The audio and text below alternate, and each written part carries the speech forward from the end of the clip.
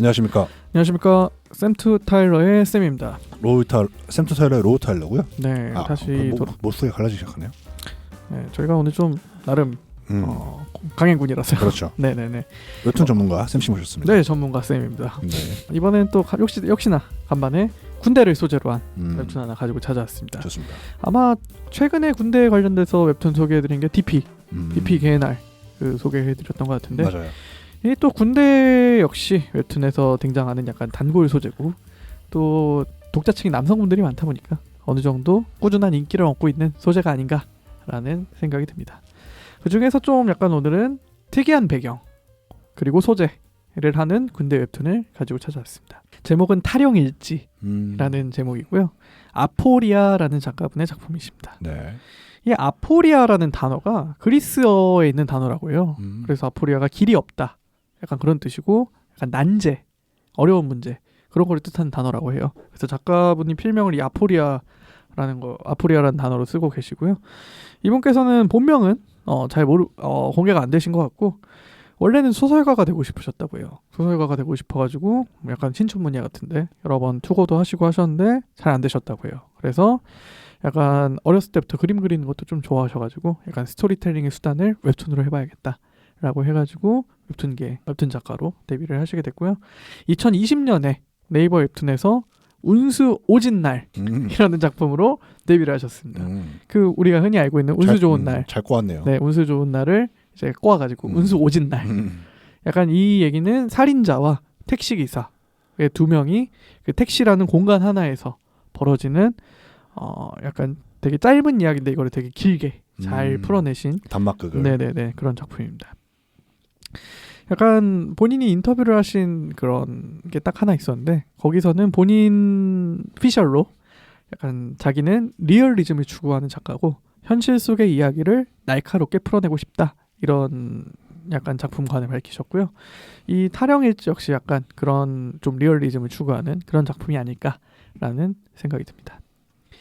제목이 탈영일지잖아요. 말 그대로 그 탈영병에 관한 이야기를 담고 있는 작품이고요. 다만 시대 배경이 좀 특이합니다. 현대가 아니라 1980년대 군대예요. 그래서 이 부분이 좀 특이하다고 생각을 해가지고 오늘은 작품을 가지고 왔게 됐고요.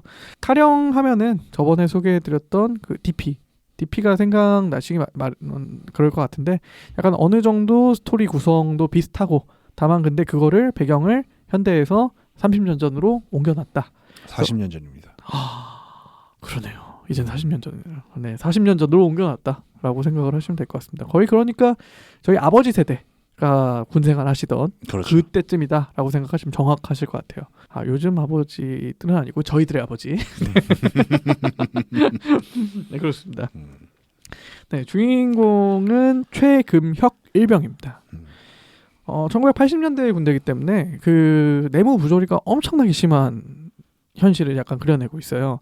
당연히 뭐 약간 부조리는 일상이고, 심지어는 뭐 병사 간의 폭행, 그런 심한 가혹행위가 일어날 정도로 그런 배경이고요. 이 최금혁이라는 일병이 처음에 자대에 전입을 가서 보통 호구조사를 당하잖아요. 너 여동생이 있냐? 없습니다. 그때부터 지옥이 시작됩니다. 감히 선임한테 소개해줄 여동생도 없어? 이런 말도 안 되는 이유로 괴롭힘이 시작이 되는 거죠. 네네. 그래서 모진 가혹행위를 당하고 있는데 그래도 버텨나갑니다. 왜냐하면은 사회에서 자기를 기다리고 있는 여자친구가 있거든요. 그래서 여자친구 하나만을 바라보고, 내가 그땐 또 3년이잖아요, 군대가. 그렇죠. 네네. 이 3년만 버텨내면은 어쨌든 시간이 지나면 지날수록 편해질 거고. 말도 안 되네요. 3년이라는. 그렇죠. 사병이. 말도 안 되죠. 그래서 어쨌든 1병까지 버텼고, 좀만 버티면 얘네들도 나갈 거고. 근데 문제는 자신한테 가혹행위를 하는 선임이 맞선임입니다. 한 달 차이밖에 안 나는. 근데 뭐 계급이 좀 올라가면 어쨌든 좀 나아지긴 하겠지만, 그 순간순간이 어쨌든 지옥이죠. 사람이 사람을 또 그렇게 괴롭힌다는 것 자체가. 어쨌든 여자친구 하나만을 바라보고 버텨냅니다. 그리고 여자친구가 어느 날 이제 면회를 찾아옵니다. 이제 기뻐서 나갔는데 여자친구가 나 임신했어. 헤어져. 라고 합니다. 그 순간 최금혁이 모든 걸 다 놔버리는 거죠. 한마디로 이제 끈이 풀린 거죠. 끈이 끊어진 거죠. 뭐 풀렸다기보다는. 네, 완전히 뚝 끊어진 거죠. 그래서 이제 완전히 멘붕이 된 상태로 어쨌든 뭐 군대는 돌아가야 되니까 초소 근무에 나갑니다. 야간 근무를. 그 야간 근무를 선임과 같이 나가는데 또 자기를 엄청 괴롭히던 선임이에요.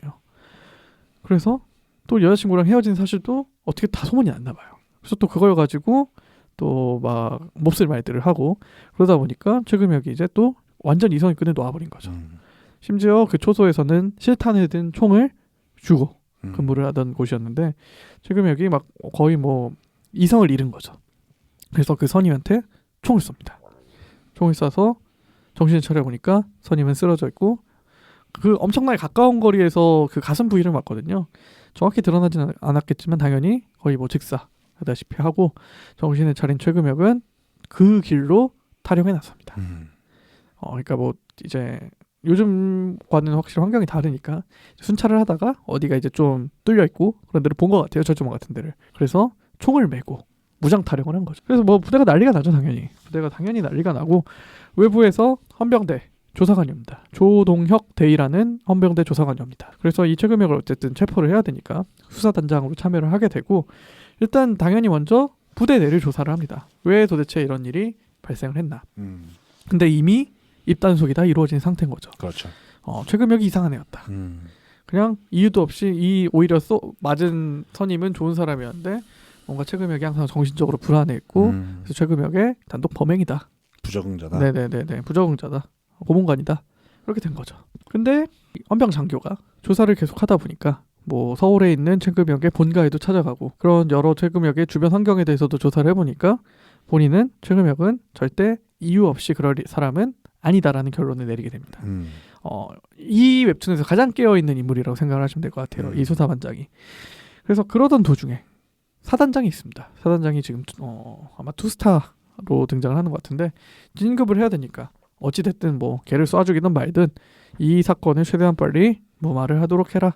전형적인 군대식 처리가 나오고 있는 거죠. 한편 이제 최금혁은 탈영을 무장 탈영을 한 거잖아요. 그래서 탈영을 해서 막 정처 없이 걷다가 배수로 같은 데서 숨어서 잠이 듭니다. 총을 내려놓고. 근데 일어나 보니까 총이 없어요. 알고 보니까 옆에 꼬마가 총이 있으니까 장난감 총인 줄 알고 그걸 가지고 놀고 있었던 거예요. 깜짝 놀래가지고 실탄이 들어있는 총이잖아요. 최금혁이 그 총을 얼른 달라라고 하고선 어떻게 그 꼬마랑 친해져가지고 꼬마가 우리 집으로 가자라고 해서 따라갑니다. 네. 근데 그 꼬마는 산에 있는 외딴 집에 혼자 살고 있는, 그러니까 엄마 아빠랑 이렇게 셋이 살고 있는 최금혁이 그 집으로 찾아가니까 엄마로 추정되는 여인이 한 명 있습니다. 그래서 근데 그 여인이 총을 들고 있는 최금혁을 봐도 놀라지 않고 그냥 숨겨주겠다고 하고 창고에 숨겨줍니다. 알고 보니까 그 집안에서는 그 아빠가 그 자기 와이프와 그 아들을 엄청나게 학대를 하고 있는 그런 몹쓸 인물이었던 거예요. 그래서 그 아줌마가 숨겨진 이유 역시 내 남편을 좀 죽여달라. 그래서 숨겨준 거예요. 그래서 처음에는 안 된다, 난 못한다 라고 하다가 이제 남편이 아내를 괴롭히는 장면을 직접 목격을 하고 역시나 그때도 약간 이성의 끈을 놓고 결국 남편까지 쏩니다. 약간 지금 여기까지 전개가 됐고요. 그리고 남편이 없어졌잖아요, 갑자기. 네. 남편이 약간 노름꾼이었거든요. 노름 그 멤버들이 그 남편이 안 오니까 집까지 찾아옵니다. 뭔가 수상함을 느끼고.